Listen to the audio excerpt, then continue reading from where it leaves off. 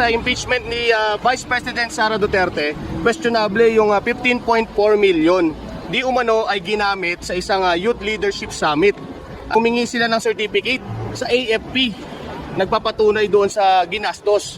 Subalit direktang sinagot ng AFP at sinabi na dapat hindi sila magbibigay ng certificate kung naging transparent itong OBP. Ang certificate ay gagamitin sa pag-justify itong nasabing pondo.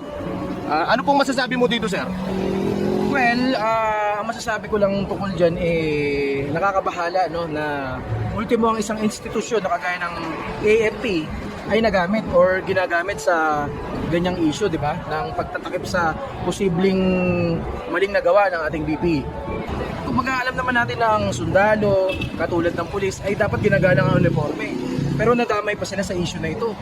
Diba? Parang nakakaya yun sa parte ni BP Sara. Tinanggi siya ng ating mga sundalo. Diba? Tinanggi ng AFP yung naging partisipasyon nila sa issue. Well, nakakalungkot po no, na kung halimbawa, totoo talaga yung, yung issue na yan na nangyari. Kasi alam naman natin si BP Sara bilang dating DepEd Secretary, dapat siya yung tipo ng leader na dapat tingalain ng mga kabataan. Pero kung talagang totoo, mapapatunayan to in the end, na talaga nangyari yan, there is no such thing as a leadership summit, na ganito yung mga ginastos. Kasi wala naman ma-present. Dapat sa dami ng mga seminar na yan, dapat may mga na-present sila mga kabataan na ganyan, no? Halimbawa, nagpatotoo sa social media, nag-seminar kami. Pero parang wala naman yata tayong narinig na ganun, di ba? Tama ba ako?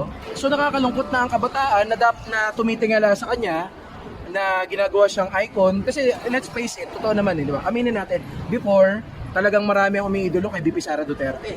Di ba? Kasi isa siyang batang leader. Tapos anak pa ng dating presidente Rodrigo Roa Duterte noon na wala pa mga issue nung siya yung nakaupo. Kaya parang tinitingala yung pamilya nila. Pero nakakalungkot na talaga, kapag napatunayan itong issue na ito na sila ay sumablay, lalo na pera ng taong bayan ang ginamit, nakakalungkot talaga na itong mga kabataan na dapat ay ginaguide ni BP Sara upang maging mga kapaki-pakinabang ng mga citizen ng ating bansa, wala na, kumbaga pangit na nagamit sila sa ganitong issue ng maaring kaso ng paglustay. Sir, ano masabi mo sa impeachment trial? Kasi parang hindi umuusad dito sa Senado.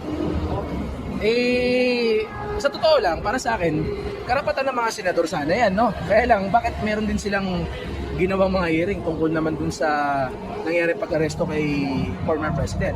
Sana kung meron ganun, meron din para sa impeachment trial ni BP Sara Duterte.